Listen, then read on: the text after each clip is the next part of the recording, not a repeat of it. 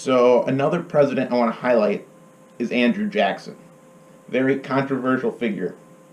But one of the best movies, not necessarily about Andrew Jackson, it's about a folk hero working with Andrew Jackson in the 1813s through 1837, is Davy Crockett, Walt Disney live action film, iconic character from an iconic miniseries, which turned into a phenomenal film. And this is a historical figure that became a legend. It became a myth. But there was a real guy and he did a lot of stuff. Did he do all those magnificent Davy Crockett things? Who knows?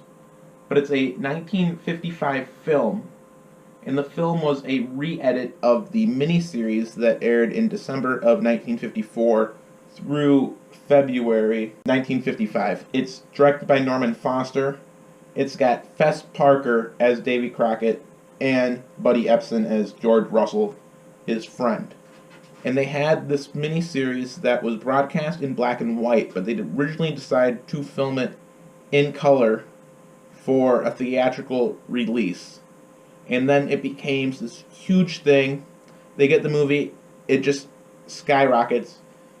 Davy Crockett merchandise is everywhere. That Ballad of Davy Crockett, they had 3 different versions in 1955, all in the top 50 Billboard songs of the year.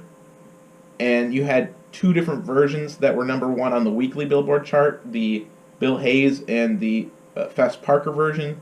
Then you also had a Tennessee Ernie Ford version, which wasn't quite up there on the Billboard charts, but it was still a good hit for Tennessee Ernie Ford. Indian fighter from 1813, and he volunteers for the war. You have a great line by Andrew Jackson, which is like, some volunteers, when they volunteer to fight, they fight. When they volunteer to go home, they go home. And they only sign up for 60 days. They do what they have to do. And then they leave. And because it's from this miniseries, you have 3 distinct acts. You have the first act where it's him with Andrew Jackson fighting the Indians and trying to move them west so they can settle in the territory where the Indians are. Then you have the second act, which is about Davy Crockett as a politician, where he runs and gets elected to the Tennessee House of Representatives and then to the United States House of Representatives. And then the third act is Davy Crockett at the Alamo, where he goes and fights for the right of Texas independence. And this film was one of my favorite childhood films. I used to borrow the VHS all the time from Robert's Public Library. And I did a poster on Davy Crockett for my kindergarten history fair. And I researched it on the film, and I loved this film as a kid. And this film came out in 1955. I was watching it in the mid to late 90s, and I'm enjoying this film.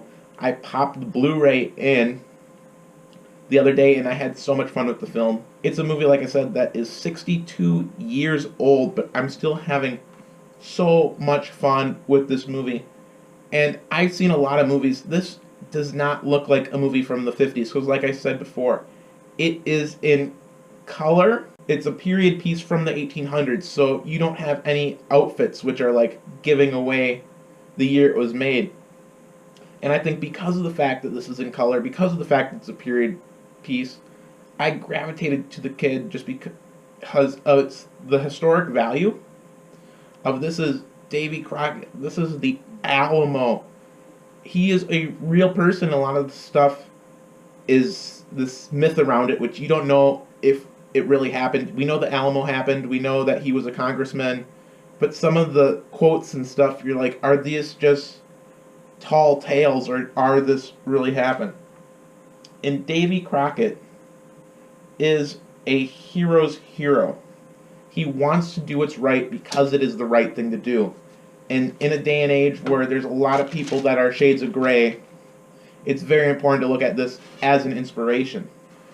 There's a line in the movie, and it's a quote often attributed to Crockett: "Be always sure you are right, then go ahead." And this is an incredible quote, and it's a lot of people just do stuff to do it. And a lot of people don't take the time to think about what are the consequences of this act. There's another quote which isn't in the movie, but it's when you're looking up Davy Crockett quotes. And again, when you're looking up tall tales like a Davy Crockett, did someone say he said this, or did he actually say it? It's very hard to tell. But let your tongue speak what your heart thinks. And these two lines dictated who he was as a person. Where he's out in the 1813s, right before the war during the War of 1812, trying to get Indians removed from their lands. But he says in the movie, the government may break this treaty, but Davy Crockett won't. And then when he goes on to Congress and you have this big controversial Andrew Jackson Indian Removal Act, he puts his career on the line, and he puts his politics on the line to say, I made these treaties with these Native Americans. I will not step back on my promise. And after this, he basically gets run out of Washington, and he's like, well, if you don't want me, I'll go somewhere that will. And he goes to Texas. And the War of Texas Independence, the Battle of the Alamo, the infamous Remember the Alamo, the 13 Days of Glory. Davy Crockett's going there, and they're outmanned 180 to 5,000. They have limited resources. They have limited people. They send for replacements, and they never come. This is a part of the Davy Crockett story that, as a kid, it fascinated me. And not just the Fess Parker Walt Disney version, the John Wayne version, which he directed and he starred in. You had a version came out, I'm going to say a couple years ago, but it's probably like 2010, with Dennis Quaid as Austin and Billy Bob Thornton as a Davy Crockett. And the Alamo is just something that's so interesting because they knew that it was almost impossible to win, but they kept fighting, and they fought vigorously, and they fought hard for 13 days. And it's for Texas to get its independence. Texas did win this independence, and then they decided they'd rather join America. And I don't know the history of that, but the history of the Alamo and what happened in 1837, I am fascinated by it.